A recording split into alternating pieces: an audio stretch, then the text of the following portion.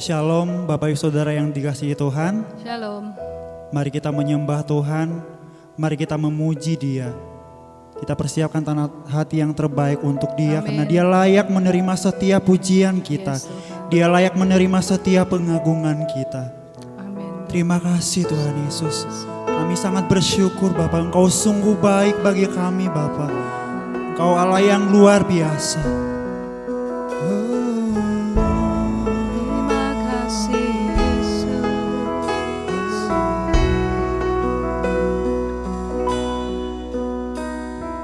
Kau hiasi kehidupanku dengan kemurahan-Mu.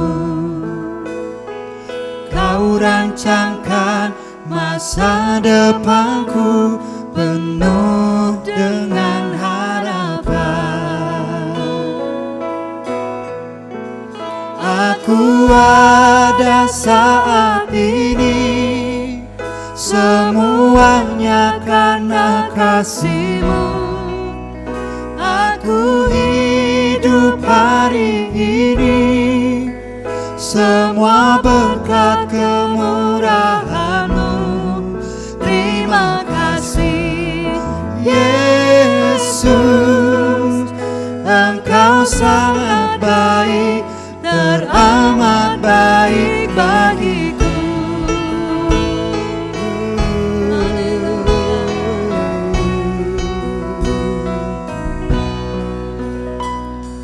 Kau hiasi kehidupanku dengan kemurahan-Mu. Kau rancangkan masa depanku penuh dengan harapan. Aku ada saat ini, semuanya karena kasih-Mu. Aku hidup hari ini, semua berkat kemurahan-Mu. Terima kasih Yesus, Engkau sangat baik, teramat baik. Aku ada saat ini, semuanya karena kasih-Mu. Aku hidup hari ini, semua berkat kemurahan-Mu. Terima kasih Yesus, Engkau sangat baik, teramat baik bagiku. Yesus, Engkau sangat baik, teramat baik bagiku.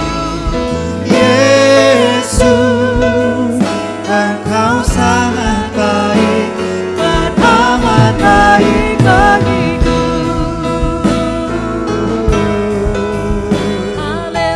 Engkau teramat baik ya Bapa, kami bersyukur segala kasih setiamu ya Bapa. Haleluya.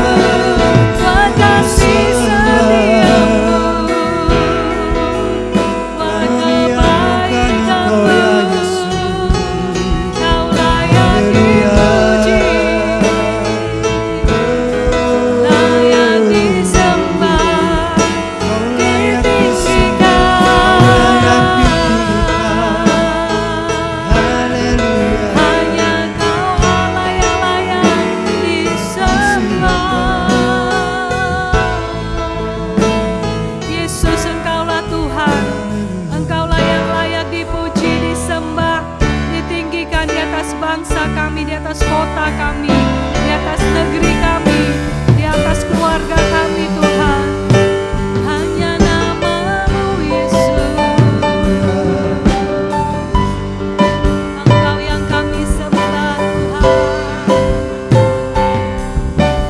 Yesuslah Tuhan yang layak ditinggikan, layak disembah oleh suku bangsa.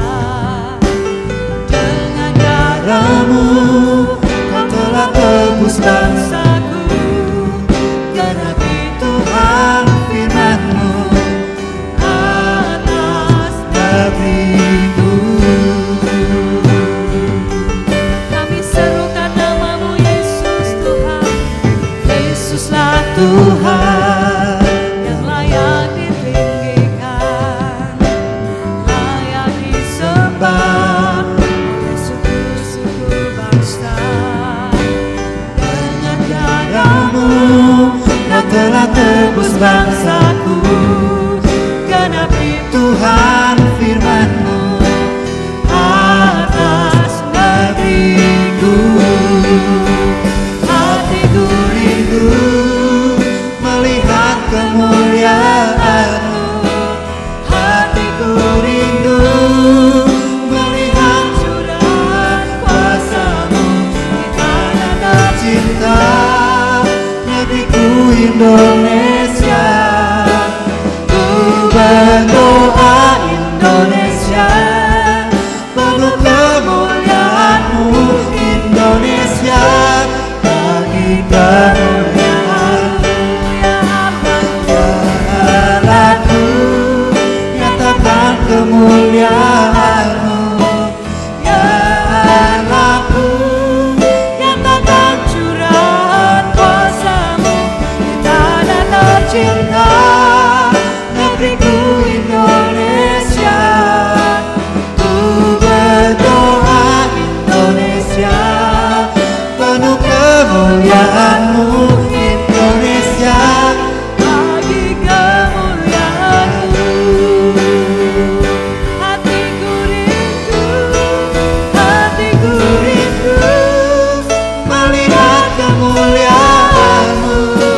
Hatiku rindu melihat curahan kuasa-Mu di tanah tercinta, negeriku Indonesia. Ku berdoa Indonesia, penuh kemuliaan-Mu Indonesia, bagi kemuliaan-Mu ya Allahku, nyatakan kemuliaan-Mu ya Allahku, nyatakan curahan kuasa-Mu di tanah tercinta, negeriku Indonesia. Ku berdoa Indonesia, penuh kemuliaan-Mu Indonesia, bagi kemuliaan-Mu Indonesia, bagi kemuliaan-Mu Indonesia, Indonesia, bagi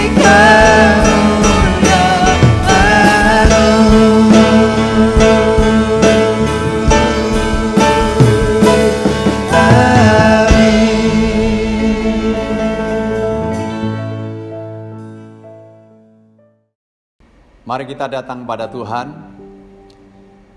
Bapa kami yang di surga, kami naikkan syukur buat 75 tahun bangsa kami mengalami kemerdekaan. Hari ini kami boleh beribadah kepadamu. Kiranya Tuhan, kami juga mengalami kemerdekaan yang sejati yang datang daripadamu. Umat-Mu boleh mengalami kesejahteraan, bangsa ini boleh mengalami kesejahteraan, mengalami keselamatan, mengalami lawatan daripada Tuhan. Nyatakan isi hati-Mu bagi kami Tuhan. Di dalam nama Tuhan Yesus Kristus, kami berdoa dan mengucap syukur. Amin. Shalom Bapak Ibu Saudara yang dikasihi Tuhan.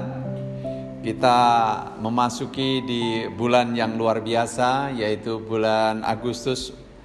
Ya, bangsa kita mengalami kemerdekaan sudah 75 tahun yang lalu.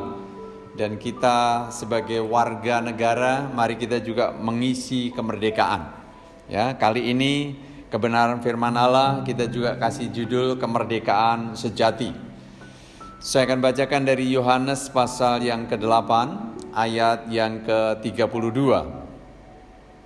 Maka katanya kepada orang-orang Yahudi yang percaya kepadanya, "Jikalau kamu tetap dalam firman-Ku, kamu benar-benar adalah murid-Ku, dan kamu akan mengetahui kebenaran, dan kebenaran itu akan memerdekakan kamu." Firman Tuhan katakan, "Jika kamu tetap dalam firman-Ku, kamu benar-benar adalah murid-Ku." Jadi kita harus tetap dalam firman Tuhan supaya kita jadi murid-muridnya Yesus. Dan dikatakan kamu akan mengetahui kebenaran dan kebenaran itu akan memerdekakan kamu. Secara bangsa, saudara dan saya sudah dimerdekakan 75 tahun yang lalu dari penjajahan. Saudara, betapa tidak enaknya bangsa yang dijajah. Diambil kekayaannya, jadi budak, harus bekerja sebagai pekerja rodi. Dan saudara, masih banyak tekanan-tekanan dan penderitaan-penderitaan yang lain. Tidak sempat mengenyam pendidikan dengan baik, tidak menikmati kekayaan alam yang kita sendiri punya. Itu sebabnya, saudara, kita bersyukur kalau bangsa kita telah merdeka. Di dalam pembukaan Undang-Undang 45, ya, di alinea pertama dikatakan begini, bahwa sesungguhnya kemerdekaan itu ialah hak segala bangsa, dan oleh sebab itu maka penjajahan di atas dunia harus dihapuskan karena tidak sesuai dengan peri kemanusiaan dan peri keadilan. Jadi jelas sekali penjajahan itu tidak sesuai dengan peri kemanusiaan dan peri keadilan, harus dihapuskan. Ya, dan kita telah dibebaskan dari penjajahan negara asing, dan saudara, kita juga harus bebas dari penjajahan yang bukan saja menyengsarakan, yaitu penjajahan dosa, saudara. Ya, jadi betapa kita harus dibebaskan itu. Dan tujuan kemerdekaan juga dicantumkan di dalam pembukaan Undang-Undang Dasar 45 itu, dikatakan untuk melindungi segenap bangsa, seluruh tumpah darah Indonesia, untuk memajukan kesejahteraan umum, untuk mencerdaskan kehidupan bangsa, dan juga ikut melaksanakan ketertiban dunia. Biar ini terwujud untuk bangsa kita terus berdoa. Tapi lebih daripada itu, biar kita dimerdekakan dari perbudakan dosa. Ya, kita dibebaskan dari cengkeraman dosa, sehingga kita beroleh kehidupan kekal, ya, juga kesejahteraan selama kita ada di atas muka bumi ini. Bagaimana saudara dan saya mengalami kemerdekaan yang sejati? Kemerdekaan, ya, dikatakan di ayat yang kita baca tadi, kalau kita tinggal di dalam firman-Nya. Jadi yang pertama kita harus tinggal di dalam Tuhan. Saudara dan saya yang mau mengalami kemerdekaan yang sejati, kita tinggal di dalam Tuhan. Yohanes 15 ayat yang keempat mengatakan begini, "Tinggallah di dalam aku dan aku di dalam kamu. Sama seperti ranting tidak dapat berbuah dari dirinya sendiri, kalau ia tidak tinggal pada pokok anggur. Demikian juga kamu tidak berbuah jikalau kamu tidak tinggal di dalam aku." Tuhan Yesus memberikan satu perumpamaan tentang tinggal. Ya, waktu itu murid-murid diajar untuk melihat pohon anggur. Dikatakan tinggallah di dalam aku seperti ranting. Jadi saudara dan saya diumpamakan ranting yang tinggal, ya, menyatu dengan pokok, yaitu Yesus Kristus sebagai pokok anggur itu. Di mana saudara dan saya tidak menempel dengan pokok, maka kita tidak bisa berbuah dan kita tidak dapat berbuat sesuatu yang baik. Sebabnya saudara dan saya harus nempel pada pokok. Ya. Di pasal yang sama, ayat 7 mengatakan begini, "Jikalau kamu tinggal di dalam aku dan firman-Ku tinggal di dalam kamu, mintalah apa saja yang kamu kehendaki dan kamu akan menerimanya.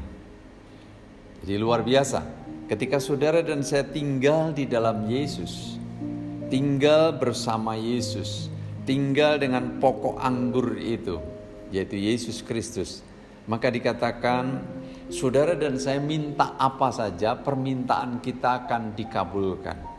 Nah, saudara, orang yang tinggal dengan Tuhan tentu permintaannya sesuai dengan kehendak Tuhan. Jadi bukan menurut hawa nafsu saudara dan saya. Ya, dikasih satu hal yang istimewa sekali, minta apa saja yang kamu kehendaki, kamu akan menerimanya. Jadi coba renungkan kebenaran ini. Mau minta apa saudara? Ya, minta apa saja, tentu yang berkenan tadi akan dikabulkan.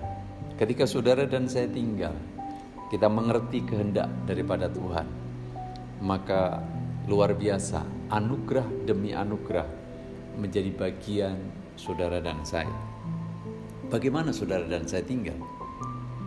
Di ayat yang ke-10, pasal 15 dijelaskan, jikalau kamu menuruti perintahku, kamu akan tinggal di dalam kasihku, seperti aku menuruti perintah Bapakku dan tinggal di dalam kasihnya.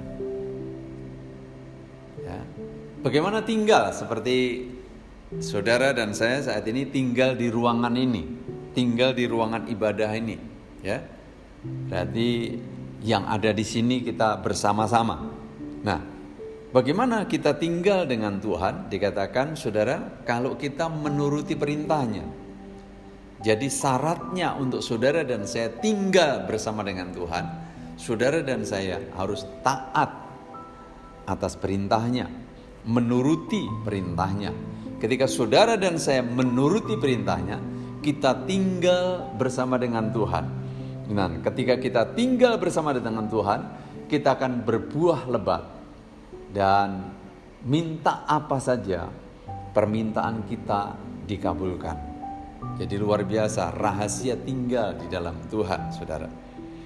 2 Yohanes 1 ayat 9 mengatakan begini, setiap orang yang tidak tinggal di dalam ajaran Kristus, tetapi yang melangkah keluar dari situ, tidak memiliki Allah.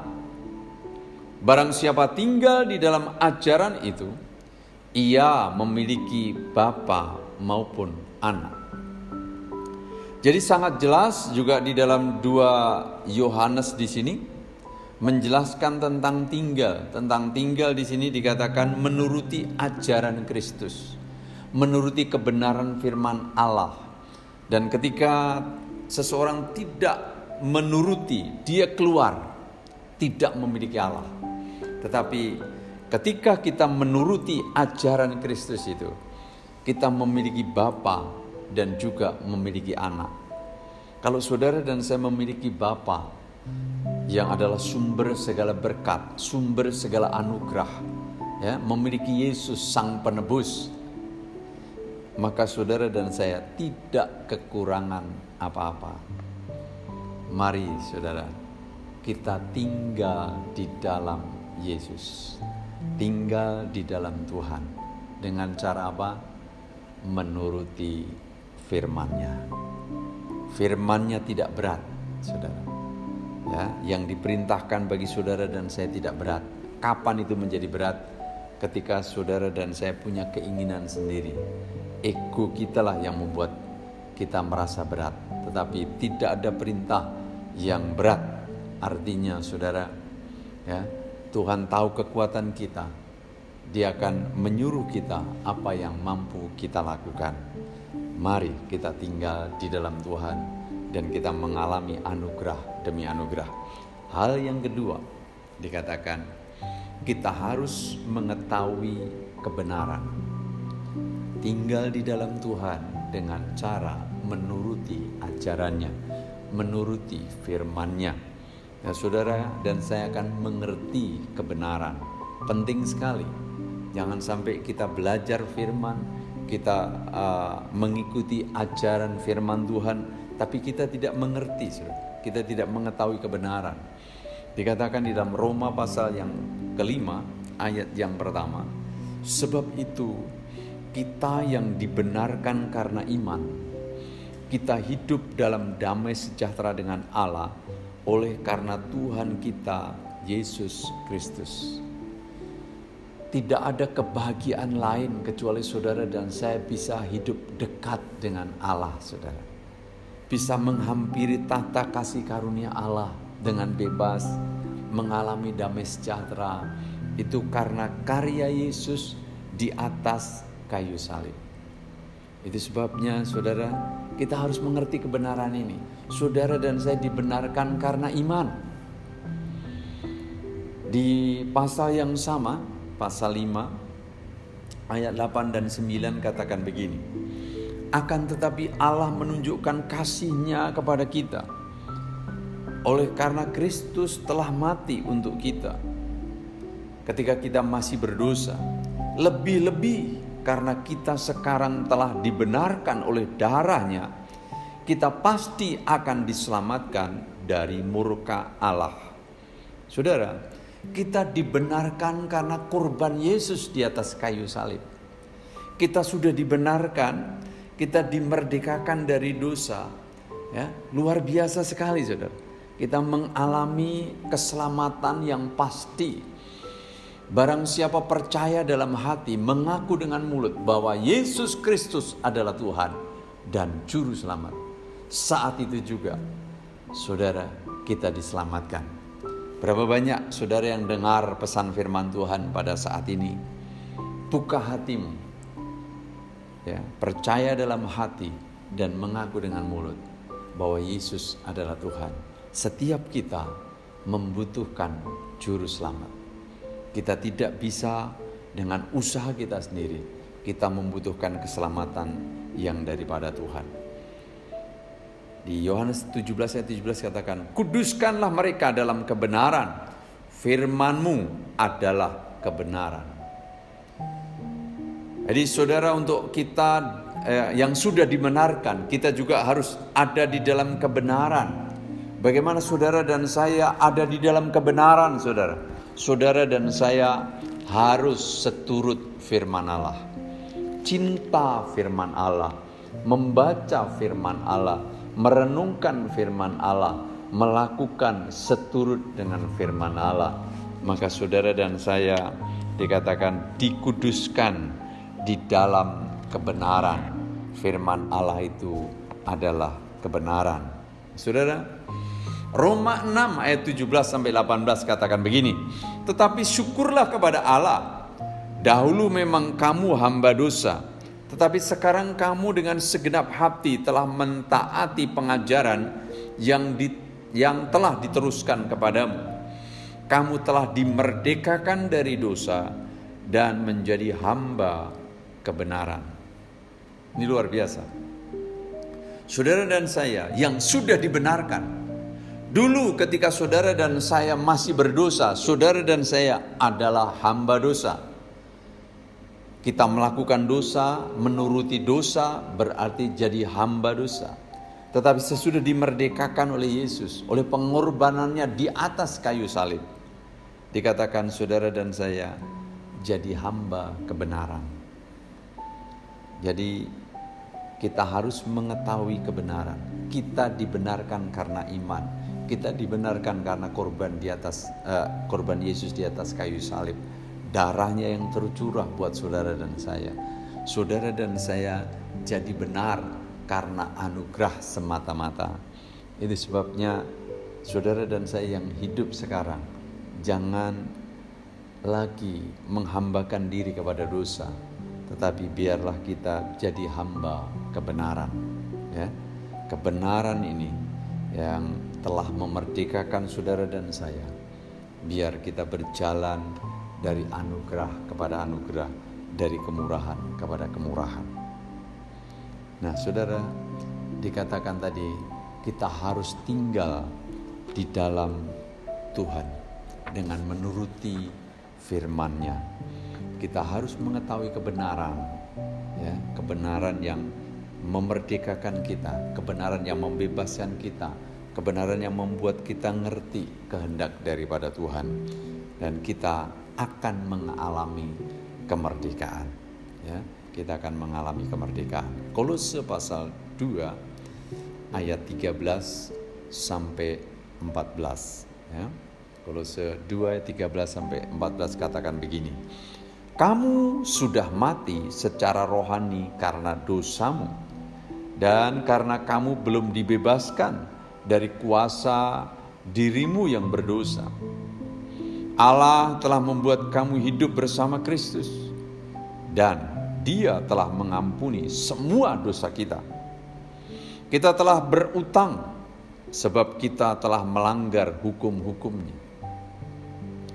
Dalam utang itu tercatat semua hukum yang telah gagal kita lakukan.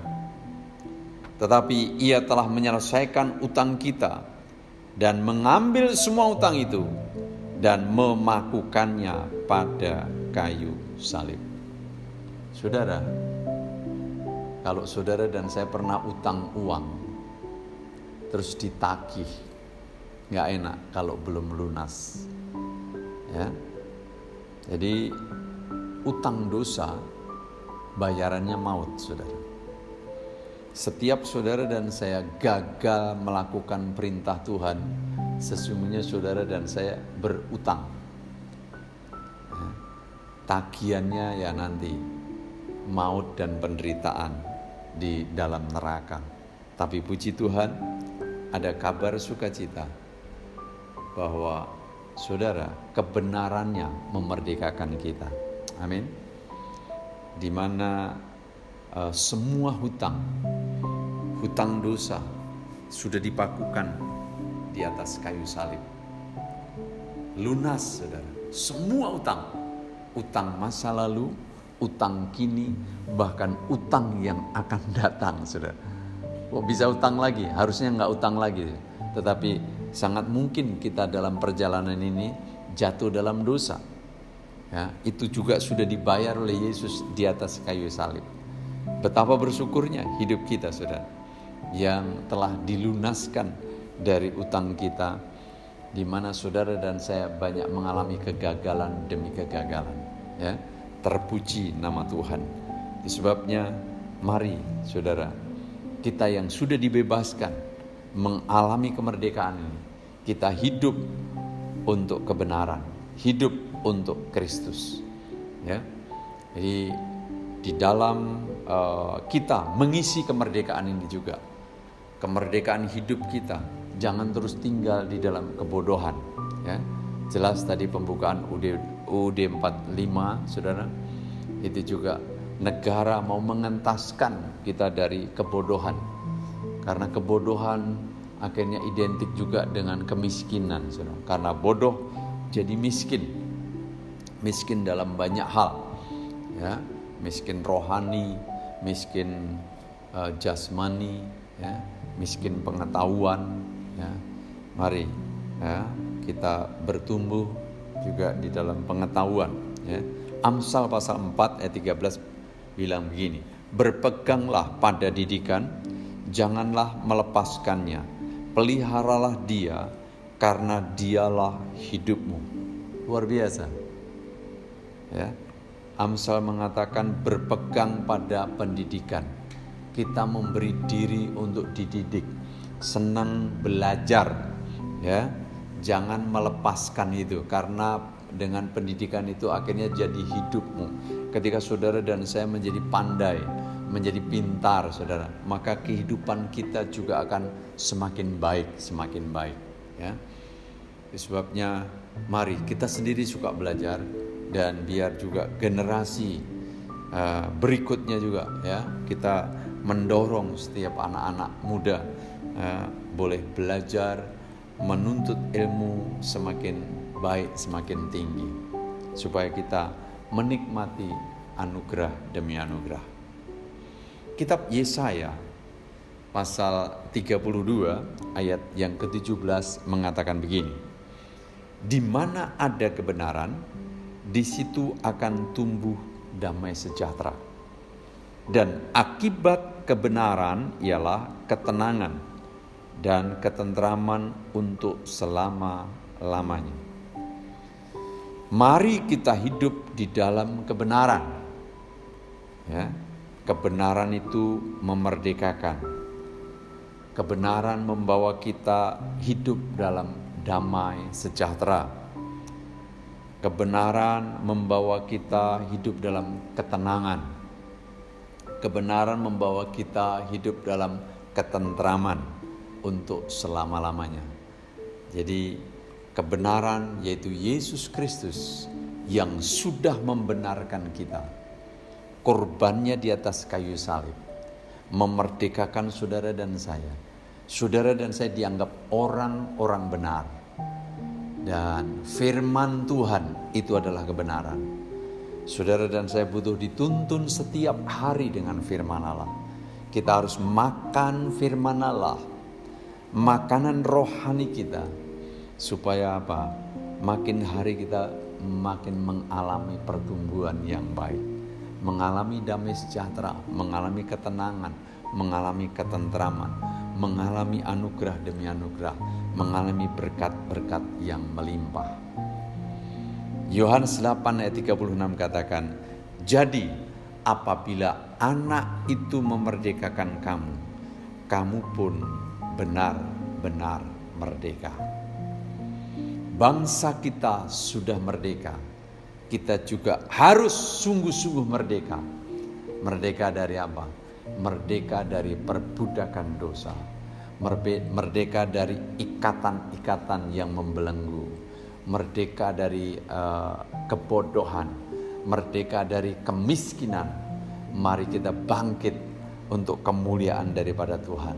Ketika saudara dan saya nempel dengan pokok, yaitu nempel dengan Yesus Kristus, mencintai kebenarannya, melakukan kebenarannya, kita tinggal sama-sama Dia, saudara, dan kita terus ditambahkan pengetahuan kita akan kebenaran, dan kebenaran itu membuat kita makin merdeka, makin merdeka.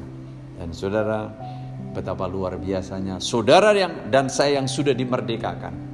Mari kita membawa kabar kemerdekaan juga kepada semua orang yang masih diperbudak oleh dosa, yang masih diikat oleh ikatan kebiasaan-kebiasaan buruk yang membuat saudara manusia tidak dapat bergerak lebih lagi.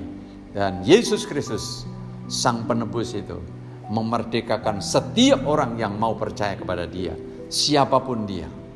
Jadi kesempatan buat kita di hari kemerdekaan ini, kita sendiri mengalami kemerdekaan yang datang daripada Tuhan. Dan mari kita juga jadi agen kemerdekaan buat orang lain. Nama Tuhan dipuji, dimuliakan.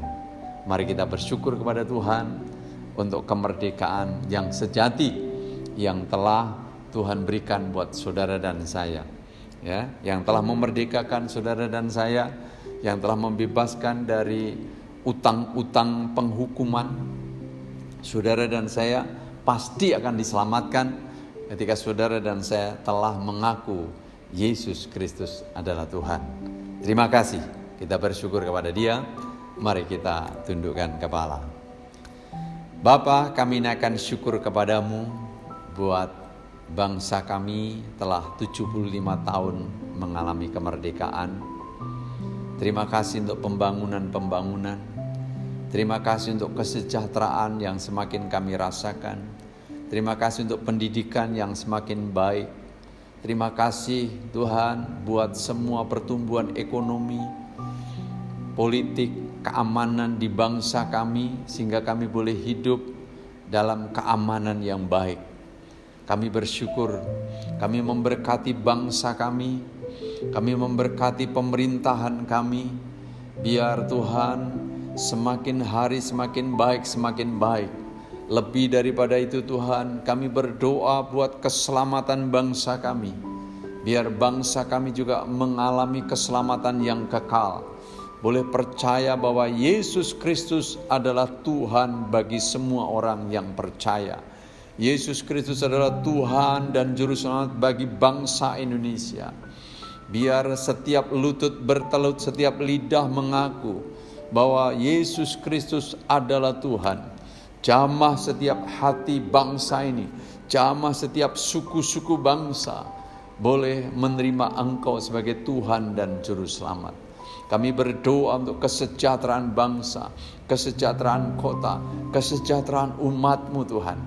Karena kami percaya ketika kami tinggal bersama dengan Engkau, maka Tuhan segala kesejahteraan, sukacita, ketentraman menjadi bagian hidup kami. Kami bersyukur Tuhan untuk kebenaran firman-Mu. Engkau memberikan kemerdekaan yang sejati dalam hidup kami.